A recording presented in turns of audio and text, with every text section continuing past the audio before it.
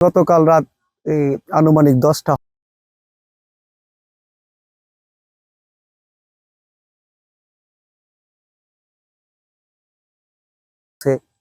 এখানে বাইক আসিল, তারপরে অফিস করে হামলা করছে। আমারেও মারধর করছে, মোবাইল রেখা দিছে, পায়ে বাড়ি দিছে, হাতে বাড়ি দিছে, আগুনের হুমকি দামকি দিছে।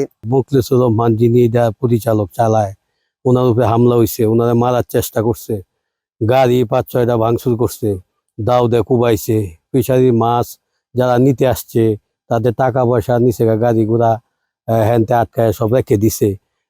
এনেরও মাছ টাছে ক্ষতিগ্রস্ত করছে। এইগুলা আর কি আয়া দেখছি। আমাদের অবশ্যই হামলা করে, আমাদের আরো 8-10 জন আছে, আর 3-4 জন আপনার ছুরি দিয়ে গায়ে দিছে। এরপরে আমাদেরকে বলে এই চাকরি তোরা করতে পারবে না, তোরা আনতে বাইরে হয়ে যাবে। এরা আমাদেরকে এই বলম দিয়ে গায়ে দেয় এই রুমের ভিতরে, অফিসের ভিতরে।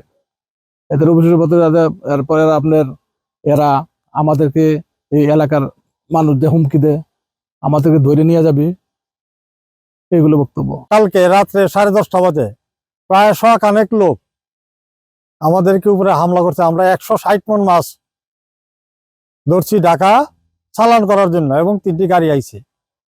গাড়ি আসা থেকে রাস্তা থেকে গাড়ি আটকাইয়া টাকা পয়সা নিয়ে গেছে চিন্তায়, এবং আমাদেরকে দৌড়াইয়া নিয়ে রুমের ভিতরে পড়ছে, এবং 5টি মোটরসাইকেল ভাঙছে, এবং 3 জন লোক আহত হয়েছে, হাসপাতালে আছে।